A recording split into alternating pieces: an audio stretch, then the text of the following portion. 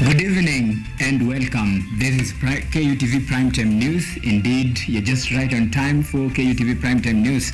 Remember, this is the 14th day of September, the year 2023. It's actually 1 year and 1 day, to be precise, since President William Ruto actually took oath of office 1 year down the line. What has changed and what has remained the same? That is the conversation we are having tonight. And just to give you a glimpse of what to expect, or rather what we have stored for you, then there is 7 key pillars that President William Ruto actually anchored him to the, I beg your pardon, to the presidency. And one of these is agriculture and food security.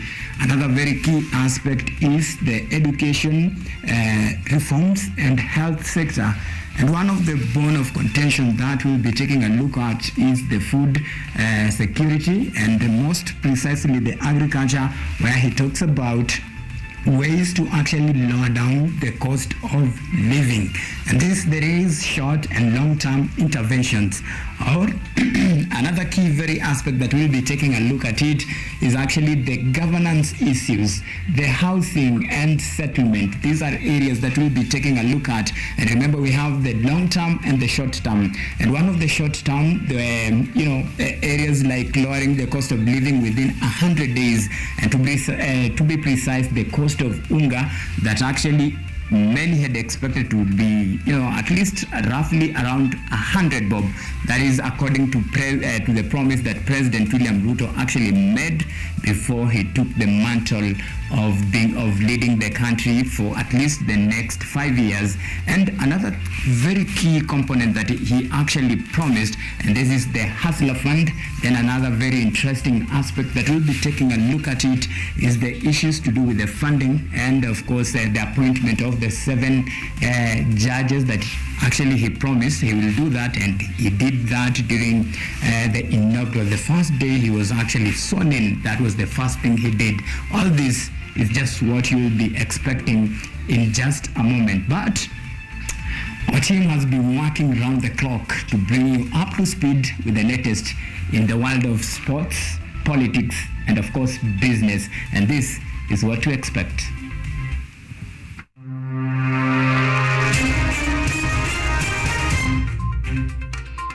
Tonight, we will deal with it in 6 months' time.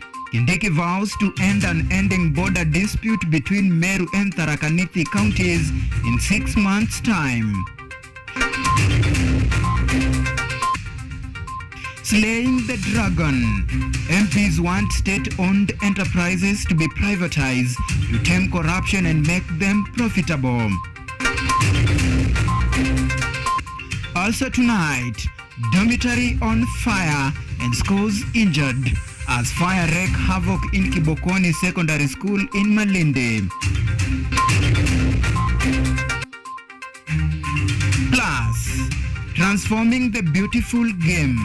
Football stakeholders convene in Nairobi on day 1 of Africa Football Summit.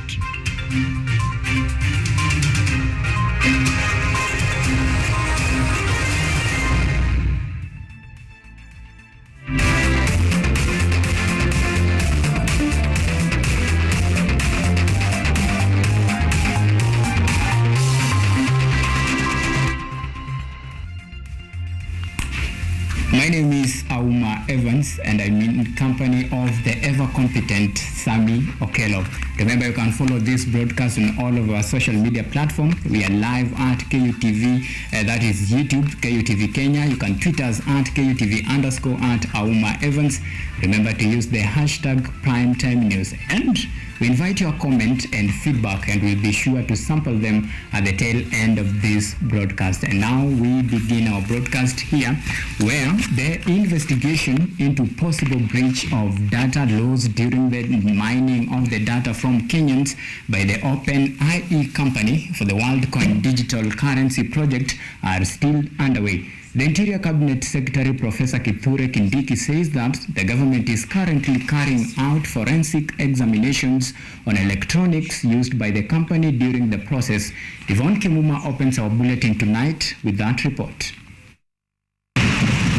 The government is currently conducting a thorough forensic examination on the technological hardware belonging to the American artificial intelligence company OpenAI that was used to harvest data from Kenyans in exchange for WorldCoin cryptocurrency. I request Mike. Interior Cabinet Secretary Kutv confirmed this during his appearance before the Senate Special Committee that is currently investigating the cryptocurrency project that has since been suspended. Besides the gap being there, is whether the consent of the Kenyans that gave consent for their iris to be scanned was informed consent, voluntary consent, or it was consent obtained through inducement and undue influence. Kindiki further states that the investigation will proceed with a focus on public interest and national security. Those found guilty will be prosecuted in accordance with the law. While appearing before a different Senate Committee on National Cohesion, earlier today CS Kindiki identified land grabbing and fraudulent land ownership as the root cause of the ongoing border disputes along the Meru-Tharaka Nithi borders. According to the CS, several inquiries have in the past been made, but to no avail.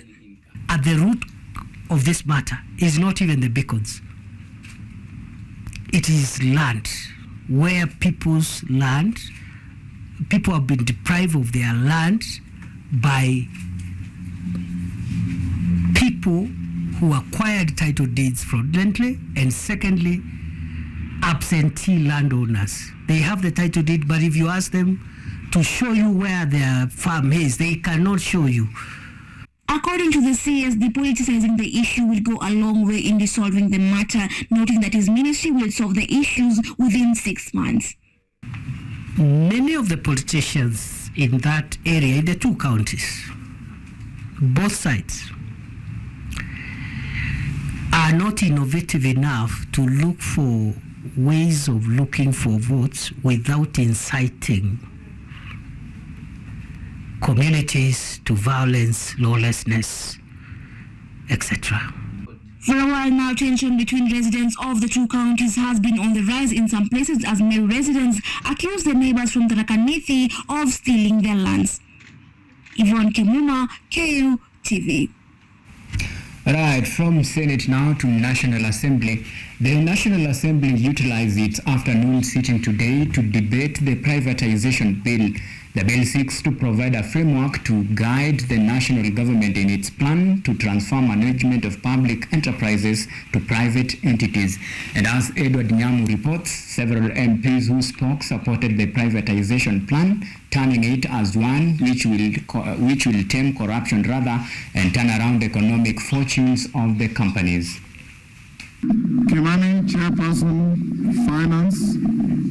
The privatization bill was the subject of debate in today's special sitting of the National Assembly. Kikuyu MP Kimani Ichung'wah sparked the first exchange as he defied the Tharaka MP TJ Kajwang, who opposed the use of unconstitutional methods to dismantle cartels. Can majority leader confirm that he is encouraging extrajudicial killing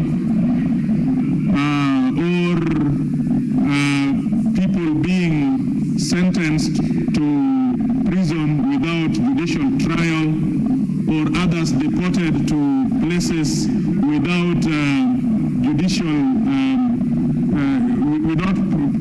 due procedure. This happened after leader of majority Kimani Ichung'wah stated that a privatization bill presented in parliament will enable the government to deal with corruption. According to Ichung'wah, the bill will seek to privatize state-owned enterprises, and if passed into law, it will help improve infrastructure and delivery of services through the involvement of private capital and enterprises.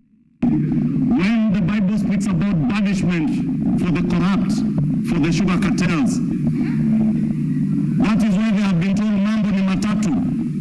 Uhame Kenya, uende jela, ama utafuta tikiti ya kwenda mbinguni. If you want to find a ticket to heaven, accept the Lord and no corruption is evil. And I want to invite the Honorable TJ, the Honorable Senkuli, and all our other colleagues, please accept to get the ticket to heaven by not just speaking about corruption but acting against corruption. Ichung'wah also explained that the bill will enable Parliament to deal with government officials who use their power to grab government companies and benefit themselves. Members of Parliament seconding the mover. We have a program in part 3 on how privatization is going to be done. This is very important because once the process kicks off, it must be controlled by a law on what is going to happen step after step until the targeted entities are actually fully privatized. P. Kimani Kuria explained that the privatization program that involves coming up or establishing of state-owned enterprises to be privatized should be approved by Parliament, adding that overseeing of the privatized companies should be left to the National Assembly. But interestingly, the bill excluded the approval of Parliament. At the Committee of the Full House, Madam Speaker, this afternoon, I will be moving for amendment in our bill to include a provision that a privatization program must be approved by the National Assembly, Madam Speaker. The Privatization Act will encourage more participation of the private sector in the economy by shifting the production and delivery of products and services from the public sector to the private sector. Edward Nyamo, KUTV. Right, thank you, Edward Nyamo, for that. Now, let me take you to Colombia. Deputy President Rigathi Gachagua has appealed to Colombia to partner with Kenya to boost coffee trade between the two countries. Speaking while attending a meeting with the Colombian Coffee Growers Federation in Chinchina, Colombia, the DP said that Kenya is on its way to reclaiming its glory in the coffee trade through reforms being implemented in the sector. Colombia is one of the countries that has succeeded in the coffee trade, and Kenya is seeking to partner with the South American nation in its quest to gain entry into the global market. We want you to help our hand as we are doing reforms to bring back the Coffee Research Foundation, and we can borrow some good lessons on your research capacity in this country. And we want to appeal to the Federation, National Federation of Coffee in Colombia, furtherance to the new cooperation, furtherance to closer ties between Colombia and Kenya to agree to help us so that we learn. We are interested in an exchange program where we can know what is it that you are doing, that your production stays high. And scores of injuries have been registered in Kibokoni Secondary School in Sabaki area of Magarini constituency in Kilifi County following morning fire tragedy which razed down one dormitory in the school. The fire, whose cause is yet to be established, has also left property of unknown value destroyed and one student hospitalized. While confirming the incident, the school principal Patrick Mwangi urged parents to stay calm as police embark on the investigation, as KUTV's Joseph Ayomo now reports. One student has been hospitalized as several others nurse injuries following an early morning fire at Kibokoni Girls School's dormitory. Learning process was disrupted. Tumeshuhudia girls dormitory ikichomeka hapa Kibokoni secondary school. Ikanibidi mimi mwenye boma ni waamuru wale ambao walikuja kuomboleza kwetu nyumbani watoroke waende mbio pale Kibokoni secondary ili waende waokoe. A number of parents who received the news rushed to the facility to check on the status of their children. Nimesikia kama kuna shule imechomeka, ndo nikakimbia nikakuja huku kaja kuangalia mtoto wangu. Kasikia kama wengine wamefariki, lakini ni ile kuwa wamechomeka tu, lakini hakuna aliyefariki.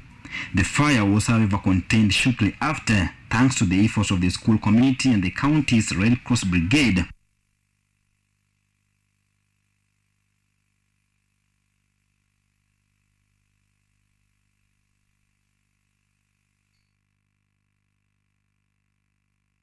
Likazima ule moto, lakini kuna watoto wengine walikuwa wameathirika, wameanguka, hawawezi, hata mmoja akaenda hospitali.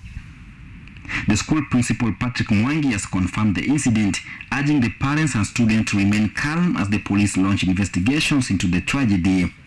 While the cause of the fire is yet to be established, a number of staff hint at electric faults as a possible cause. A section of residents and parents, however, decried hostile treatment by the school administration, claiming to have been denied entry into the facility, and at the same time dissented from information on the status of the incident. Joseph Oyomo, KUTV.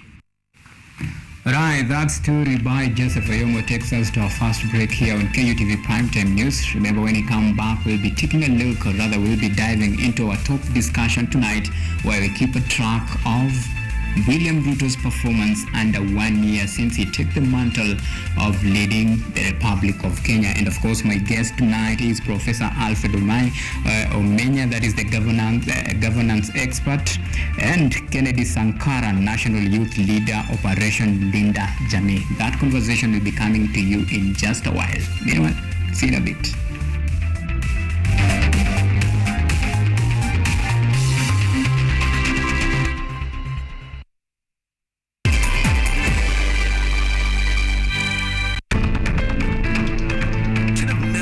I don't know why we thought we would be so clever. Now everybody hates me. Not all of them, huh? Why can't I just be smart? Sure, we will run the hotel better than they ever did. I mean, what about their relationship? You do not feel bad about causing their divorce. It's evident Nambi has already been through a hell of a lot. Of course I am merciless.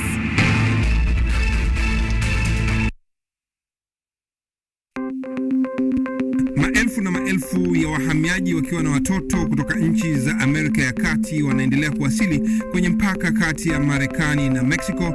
Folks, I'm going. Thank you very, very much. I appreciate it. Thank you. Ni habari kutoka pembe zote duniani. People pass vuguvugu. People pass ni idea. Sazidi ananyonya, hanyonyi vizuri, anakuwa hayuko comfortable. Jeshi la Jamhuri ya Kidemokrasia ya Kongo linapambana na waasi wa ADF.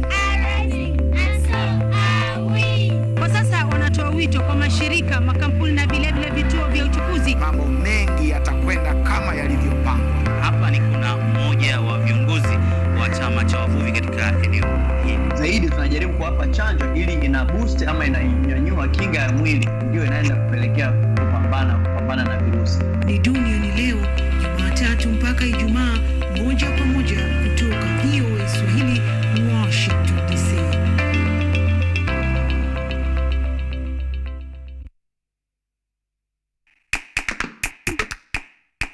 Baada ya kutafuta kazi, tunaweza kuanzisha miradi yetu ambayo ingetusaidia kubadilisha maisha ya wazazi wetu. Kwa vijana wenzangu, wengi wale hawana kazi, lakini ikiwa sisi wenyewe tutajiamini, tunaweza kujiajiri wenyewe. Afrika kwa kweli tuna mahitaji ambayo ukiyasuluhisha unaweza kuathiri watu kwenye bara hili bila woga.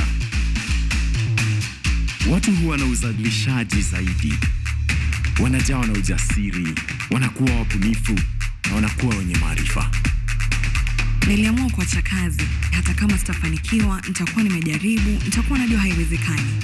Hakuna kitu cha ajabu hapa. Kila anayepata ufanisi hufanya kazi usiku na mchana. Kitu kitakusukuma na kuwezesha kupata maarifa ambayo hukuwa nayo. Tunajaribu kutengeneza kitu kitakachopita mipaka ya nchi hii. Ikiwa unataka kubadilisha ulimwengu, anza na nyumbani.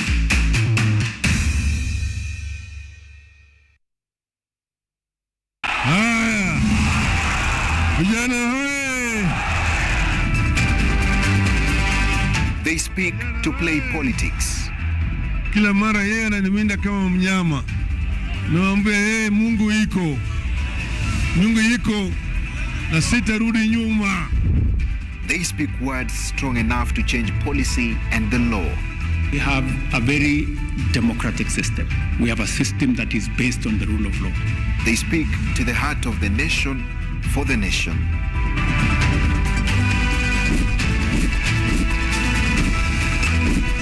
Simu imeleta mambo mingi sana. Mimi hata nataka ifungwe kabisa, na ifungwe hata WhatsApp na Facebook zifungwe kabisa.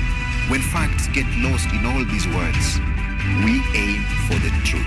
Join me, Dennis Omondi, every Tuesday night at 9 p.m. as I serve you the news and speak to your leaders and their observers to establish nothing but the truth. Only on KUTV.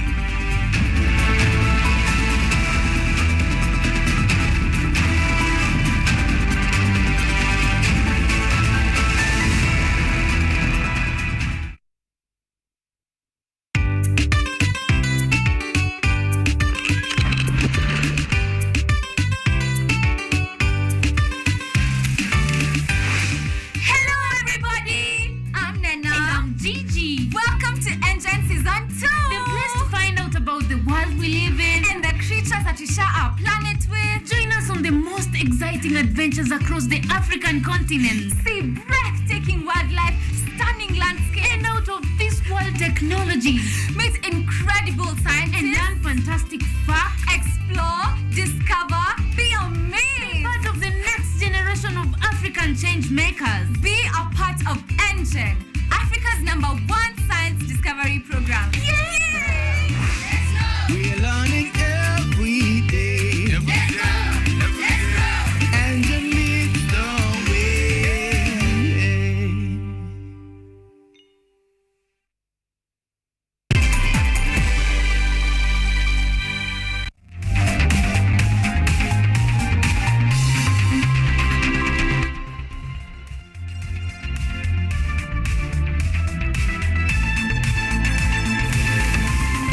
Alright, welcome back and thank you for keeping it KUTV Primetime News. Now the discussion begins right now and my guest is, I'll be joined by my guest is Professor Alfred Omenya, the governance analyst who will be joining us via Zoom. Then we have Kennedy Sankara, the National Youth Leader, Operation Linda Jamii. Asante sana for making time. Thank you. Right, well, this particular discussion that we are having tonight is very much and very ripe at this particular moment. Remember, we are taking track of President William Ruto's first year as the President of the Republic of Kenya. Under this, of course, a lot has happened and a lot has not happened. We have seen a lot of promises, both the long term and the short term. And we'll be taking a track at all these, when it comes to housing, when it comes to issues to do with the health sector, issues to do with agriculture and food security. All this will be taking track of, the performance under this 1 year. Well, let me first of all usher you into this particular discussion, Sankara. And I will begin with you, Prof. Thank you so much for making time. Thank you. All right. Nice to always have you on this platform. Okay. Well, Prof, 1 year down the line, what has worked and what has not worked?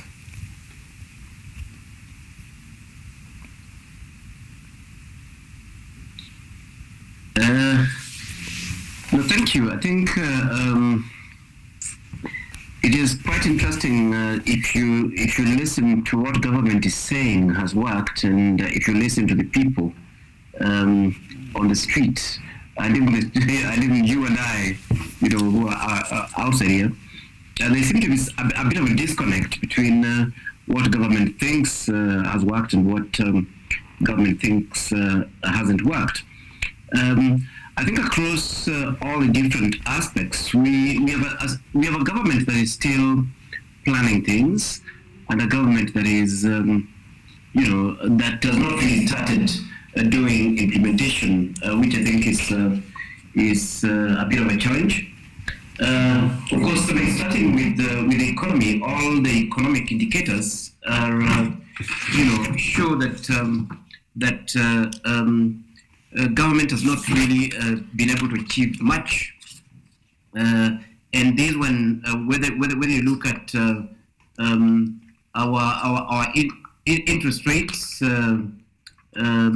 which have shot up. Government as of yesterday was borrowing at almost 70%, 16.7%, and that means that the cost of money is just very, very high for the normal mwananchi.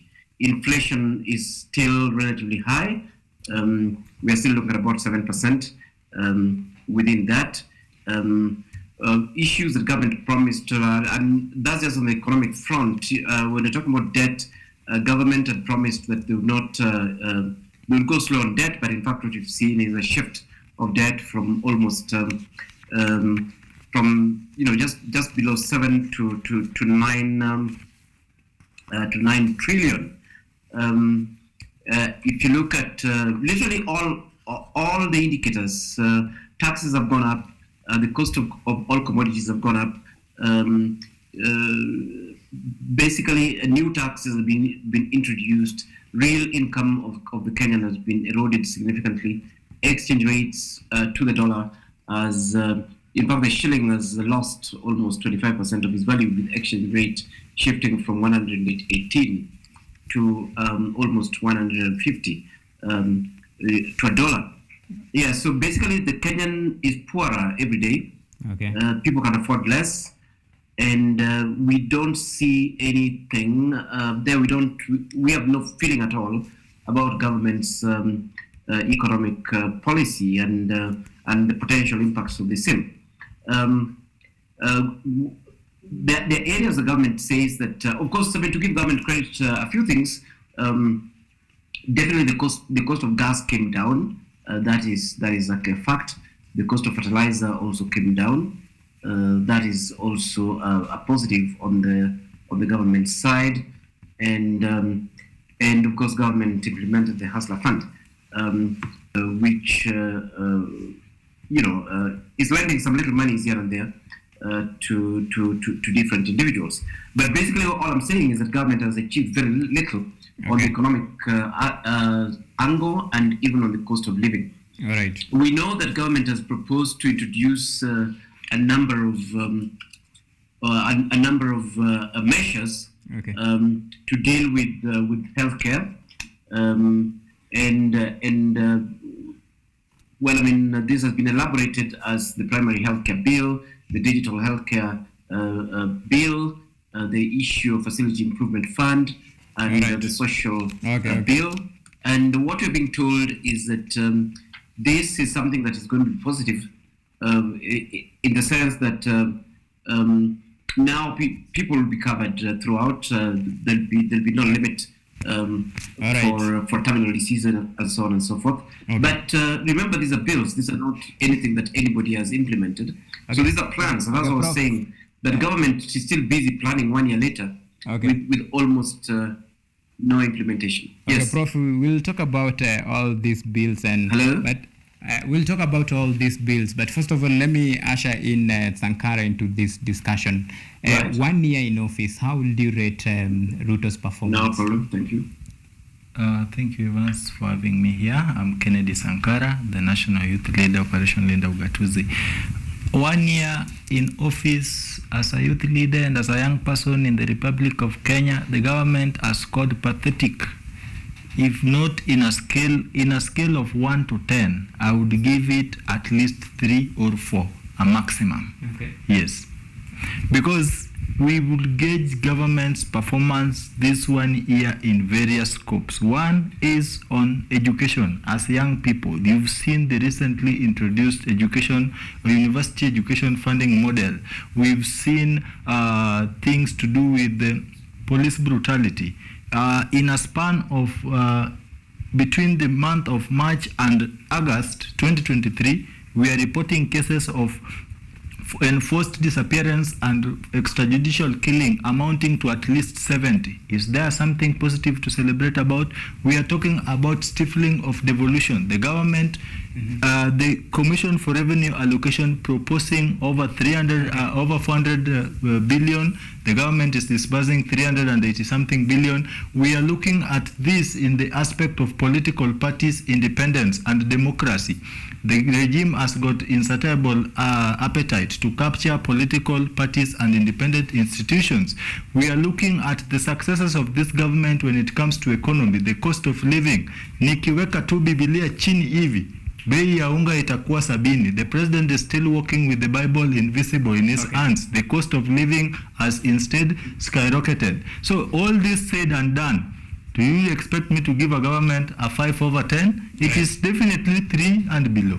Okay, well, to cut you even short, when you talk about, there is some areas that government has tried. We have seen issues to do with, let's say, the Hustler Fund. That is one area that the government has really lived up to its promise. We have seen the appointment of the judges. That is another area that the government has lived up to its, promise. Well, and we'll talk about all this. Well, there is another now the elephant in the room, and that is we're talking about the cost of living. Well, this is the bone of contention.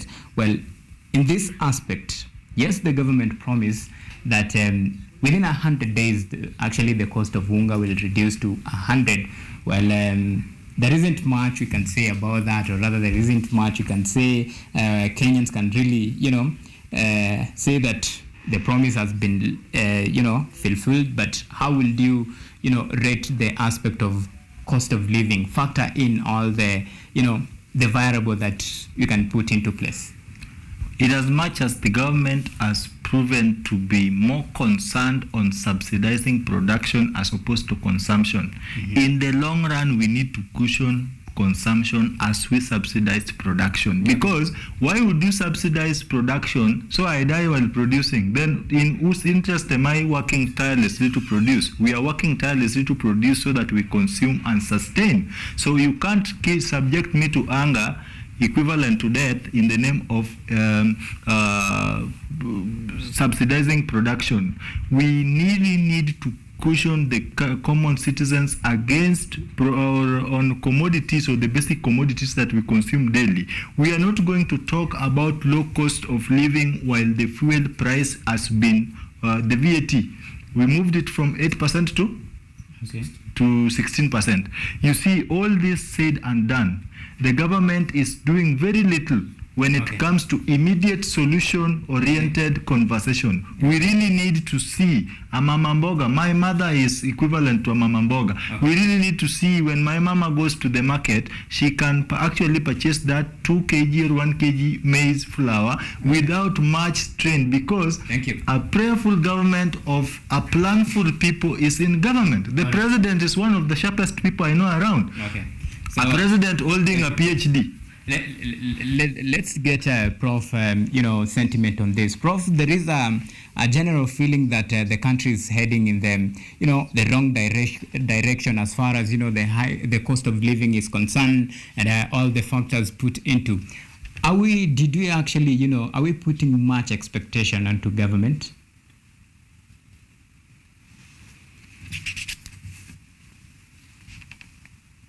Yeah. I hope you're getting me there. Yes, I'm getting it. Definitely, I mean, the country is headed in the wrong direction.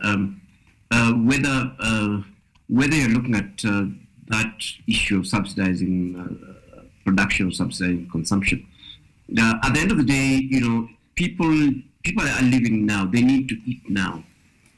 But then what you see is total incoherence in government's approach. Look at basic things like the cost of petrol, and government that goes up. Of course, government increased taxation on that. That affects basically all goods and all services. Literally, look at issues like cost of power. That hits everyone and everything from transport to industries and so on. It is common knowledge now that the bread basket, the basic commodities that we need for our survival, have gone up by between 25 to 50%. Okay. And we're saying the cost of importing anything has also gone up. So really, what is this that we're talking about that is being subsidized? Yes, I mean, fertilizer is a little bit cheap, of course, but has that resulted in overall cost reduction? It has not. Inflation is still shooting up. Thank you. And we're not seeing a coherent economic policy by government, to address these things. And the fact is that the ordinary Kenyans line. Prof, sorry to cut you short, Prof, but let's take a very short break. When we come back, just to hold on that thought. After this break, we'll, of course, diving into all these, the nitty-gritties, the hit and misses of President William Ruto's first year in office. Well, we take this short break. When we come back, still the conversation still continues here, and we'll be taking track of President William Ruto's first year in office.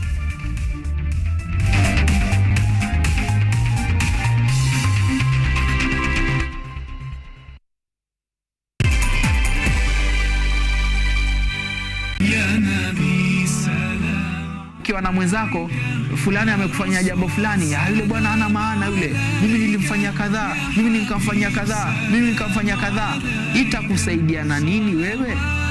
Bali ukianza kuzungumza kutaka kujua wema uliowafanyia watu, Mwenyezi Mungu anakufutia yale mema yote, anayafuta pale. Kwa sababu gani? Wewe unataka kiburi, unataka kuonekana, unataka kushow off kwamba wewe ulikuwa ukisaidia fulani, wewe ulikuwa ukifanya hivi. Wacha iwe ni siri yako.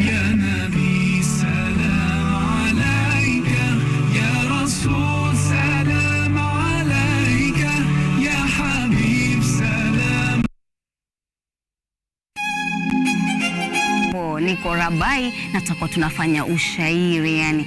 Kuna ushairi wa Kirabai na kuna ushairi wa Kiswahili. Yani vina na mizani zitakuwa zinatiririka tu yani. Watu watakuwa wanahani. Kundi la malenga wa Rabai litakuwa limesheheni uhondo na utamu kwenye mitindo ya kipwani siku hii ya leo. Mwanangu wewe duniani umefika, usifike na kiwewe kushika. Elimu kitu azizi, mwanangu hili sikia, na kujuza mi mzazi, mwana usije kulia.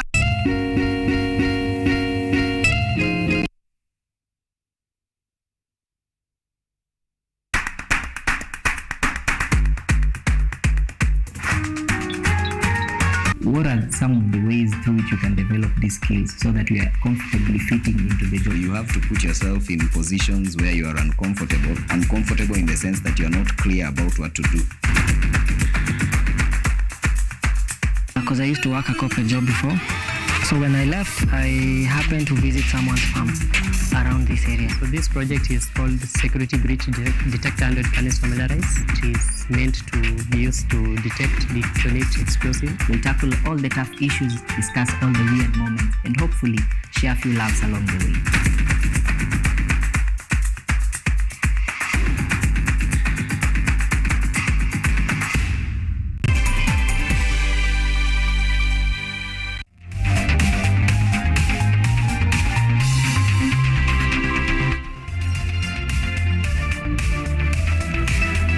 Well, you're glad you're still with us, and now the discussion still continues. Remember, we are taking, a look at the 7 pillars of President William Ruto's. I'm talking about his manifesto that was anchored on agriculture and food security, health sector reforms, education, matters to do with governance, and issues to do with gender, the two-third gender role.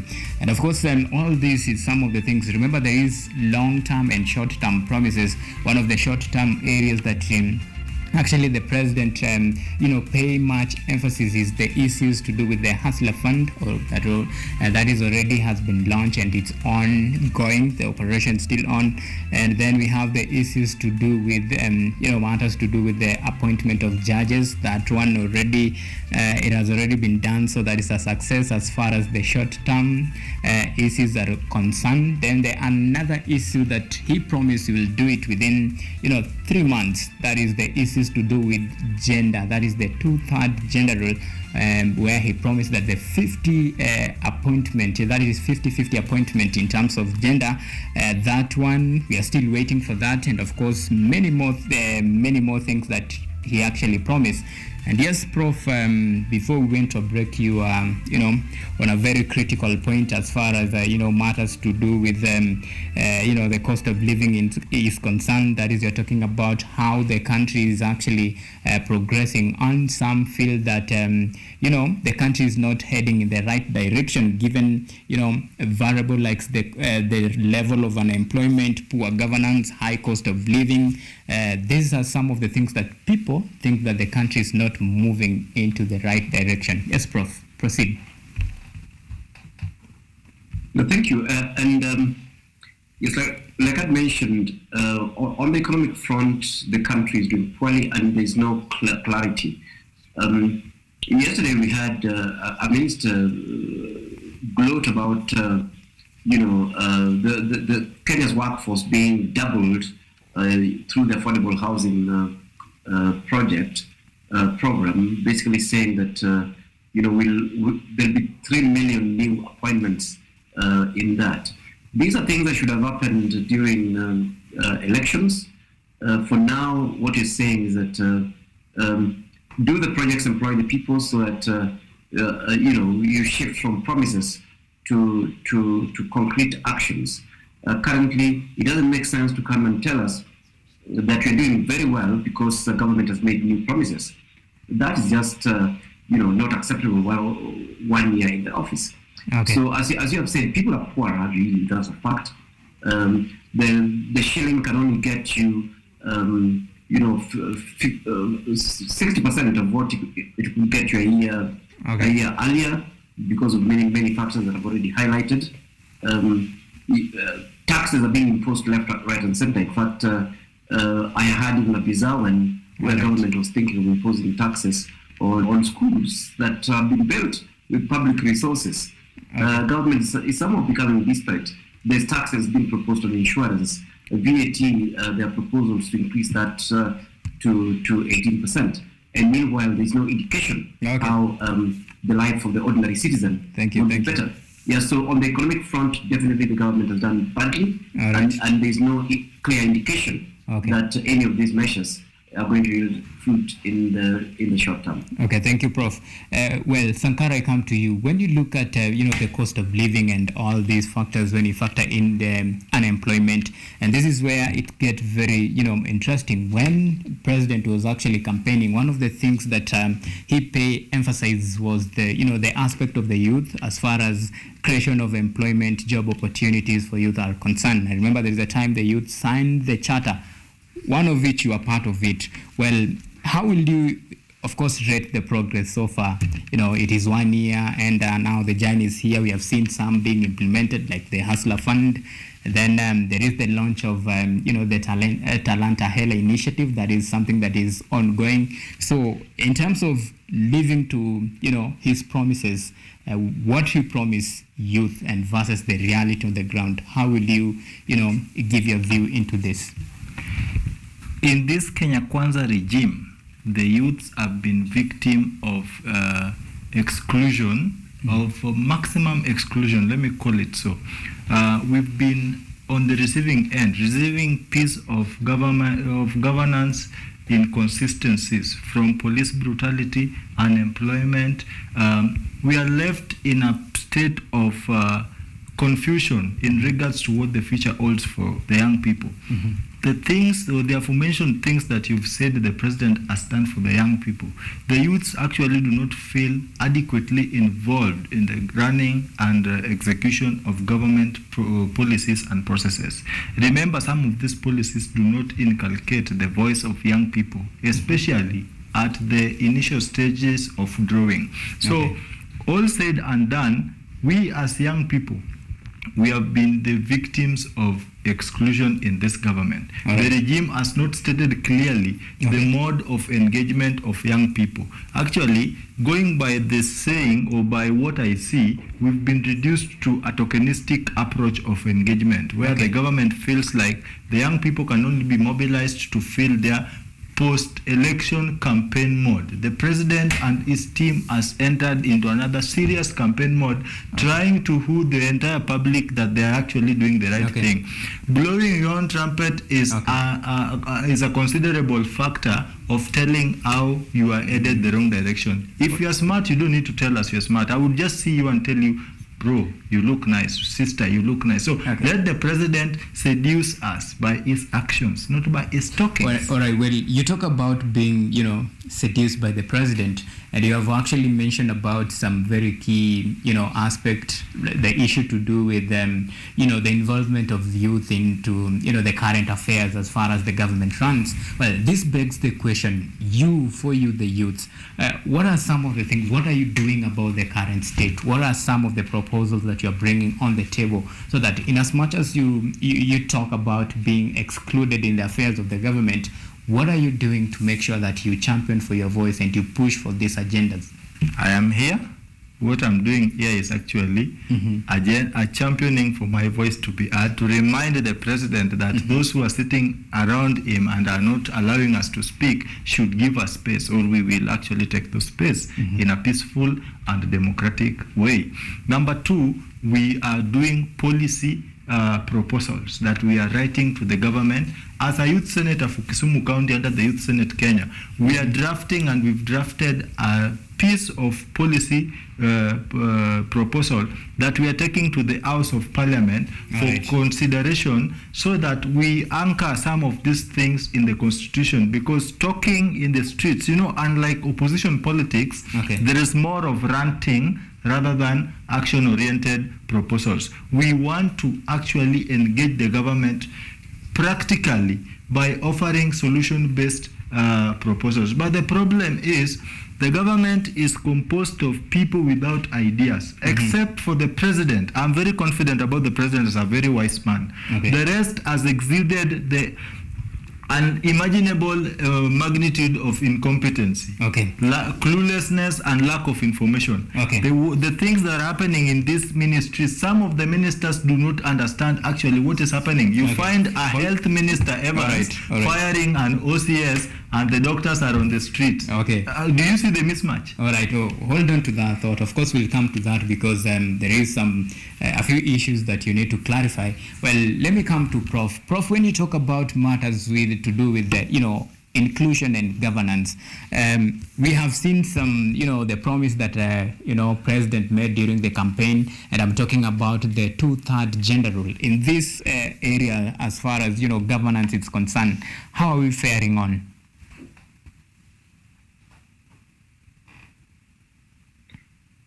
Well, the president has really not done much on the gender rule. I think that was a pure election gimmick. Yeah, because we saw that right from the start in terms of nominations of CSS and soon after that principal secretaries and so on. There was nowhere near the 50-50 rule, and after that we've seen appointments from the illegal cast cabinet assistants appointments. We've seen appointments to quite a number of different government agencies. We've seen appointments to parastatals. We've seen appointments to head different institutions within government, from central bank to what is really consistent is the absence of women in these appointments. I think this government is amongst the worst when it comes to gender rules. In fact, governments that were operating like in the Kibaki one before the Constitution made this particular requirement have fared way better in terms of appointments. You cannot even compare this with the appointment being made in the Uhuru government. Yes, so this is actually quite glaring in terms of gender rule, given that this was one of the centerpiece promises that was made by the president. We don't see the commitment in delivering this. We don't see actual appointments. In fact, it's even missing in the rhetoric. There's a government that loves making promises. That is the one area where they're not making any promises at all. I think that was happened to Michezwa. It was a pure election gimmick. All right. Because of time, of course, Sankara, of course, I'll give you this as your, closing remark. Talk to us about these matters to do with, governance, as far as all this is concerned, even as we wind up this discussion. Because the Constitution is crystal clear on separation of power. So in the 2010 Constitution, we have the legislature, the parliament, and the executive. For an effective and functional government, there must be the element of separation of power, distinctiveness, and independence. I would say this from a victim perspective, because the current regime has normalized capture of independent institutions. I've just seen somewhere the judiciary is now crying foul that independent judicial space is being encroached by other people within the government or the arms of the government. We have talked about political parties. The Political Parties Act is crystal clear on the expectations and the framework guidelines of political party operations in this country. The current regime has developed or has exuded insatiable attire to capture these political parties and the opposition to be particular. This affects operations of government because a government needs checks and balance.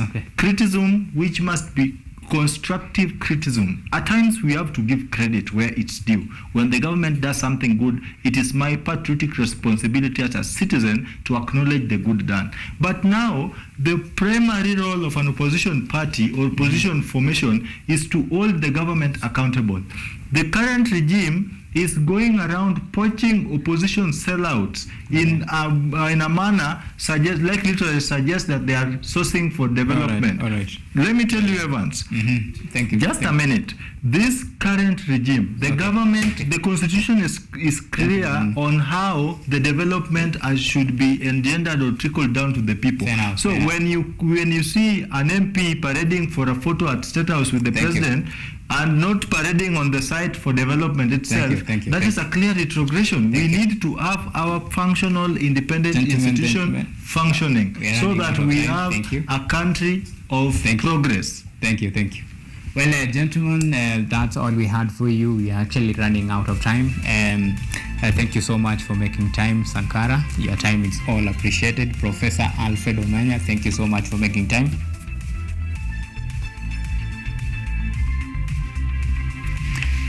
Right, we take a short break here on KUTV Primetime News. Up next, we'll be coming back with plenty more stories, including business.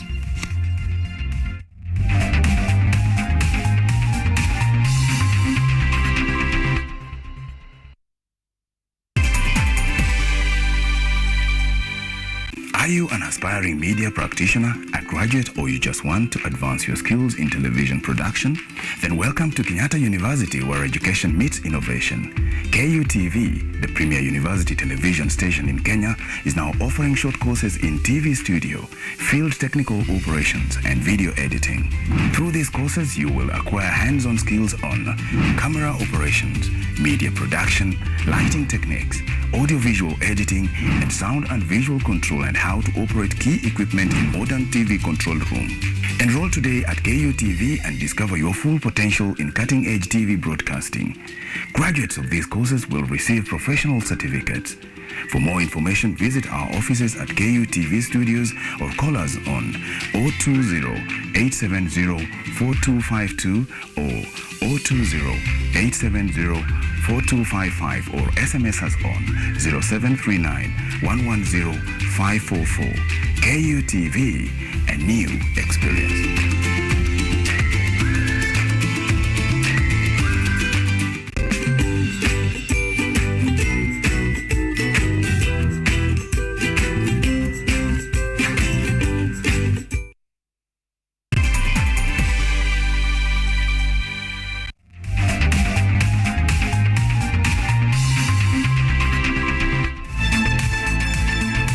Welcome back. Now, Kenyatta University Debate Society today hosted the opening ceremony of the inaugural Kenya University's Debate Championship at Kenyatta University main campus. The event, which brought together students from various universities across the country, was themed Justice, Leadership and Governance in the Face of Climate Change. Our very own Ruth Wanjiru pitched camp at the venue and filed the following report. Debate students from different universities from across Kenya gathered today in Kenyatta University for the opening of the Kenya University's Debate Championship, hosted by Kenyatta University Debating Society. The championship has attracted various partners, including Miti Alliance, as well as EcoBank Brighter Society Initiative. According to the organizers of the championship, the debate competition among universities is meant to amplify the voice of the young people. And we come out with so much knowledge and so much information that every time we were enriched, and we hope you get that same feeling. To set the ground for the championships that will continue for the next 3 days, different panelists introduced various topics that will be of interest, including climate change. One thing that we mistake is when we talk about climate change, we always think it's happening in the rural areas. But mimi, mwenye naishi Ungwaro, climate change is affecting me, believe it or not. If you think about climate change, think about the local person in the village.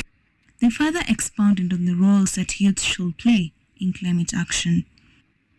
You are that leader today who can transform this world.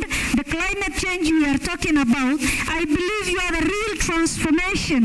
It would be better if young people are involved much more since they have fresh perspectives and fresh innovations that will help mitigate climate change. Young people have been urged to learn how to combat climate change so that it doesn't affect even people in the rural area, and to sustain food security. Ownership of land was also singled out as a means to enable youths to participate in agricultural, including planting of trees. Actually, all trees, even savanna grasslands, but the rate is different. So you find that communities who live in coastal areas, especially the women, they usually replant, they usually conserve those areas because women are not like us men who go do commercial activities in protected lands. The debate championship participants will fight for the top position. The winners will be crowned on Sunday during the closing ceremony. Cynthia Nderito, KUTV.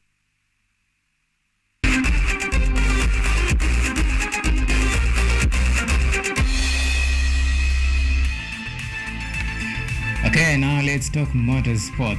Brazil and Kenya will commence a mutual partnership aimed at developing football in the country. While attending the two-day Africa Football Business Summit in Nairobi, Brazil's ambassador to Kenya, Salvio Balquiquic, said he will stimulate beneficial plan for both the countries so as to raise football standards in Kenya.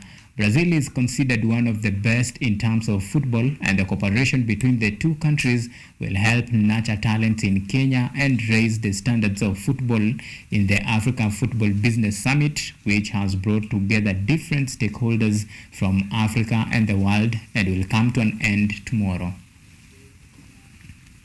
Now, from football to athletics, World 1500 and 5,000 meter champion, that is Faith Kipyegon, will make her debut in the 5-kilometer road race at the World Athletics Championship, that is running championship, set to be hosted in Latvia.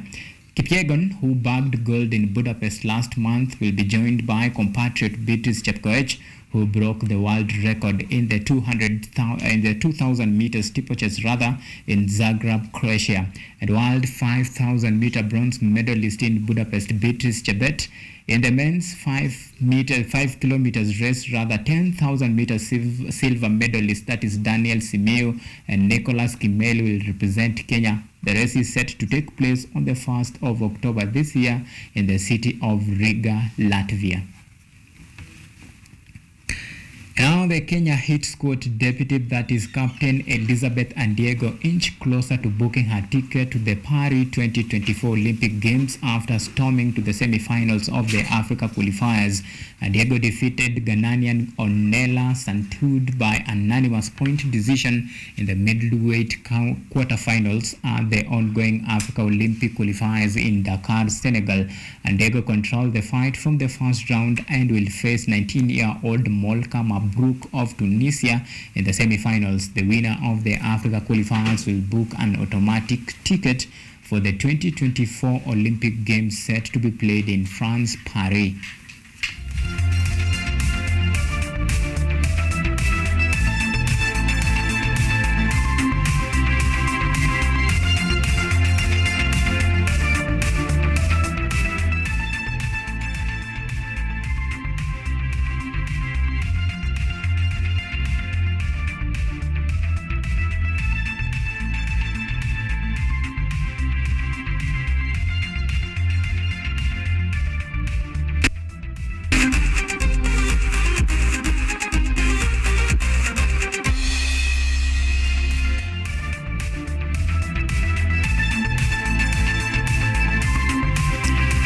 That's all we had for you tonight. My name is Auma Evans. Samuel Kelo has been our sign language interpreter tonight. Until next time, it's a bye-bye and God bless.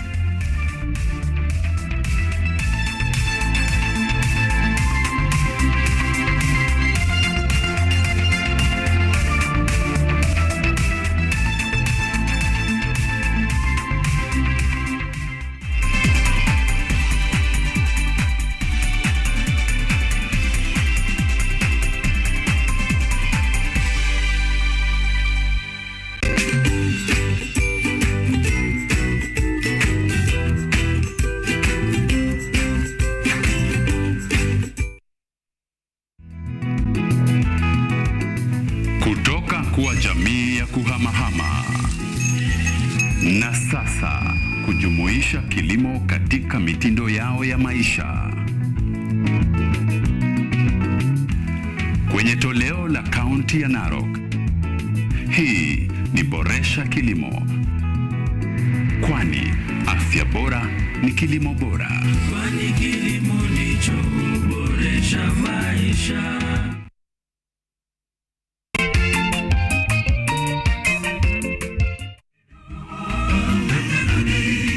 Kaka mtazamaji, popote ulipo, unapokuwa ukitazama Safina Show inang'oa nanga sasa hivi. Ungana nami Albanas Mwania, nahodha wa Safina Show, nikutoe ng'ambo ya pili hadi ufuoni. Safina Show, sauti ya matumaini.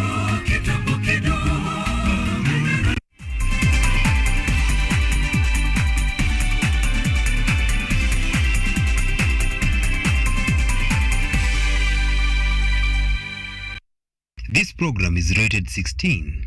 The content is restricted to only those above 16 years.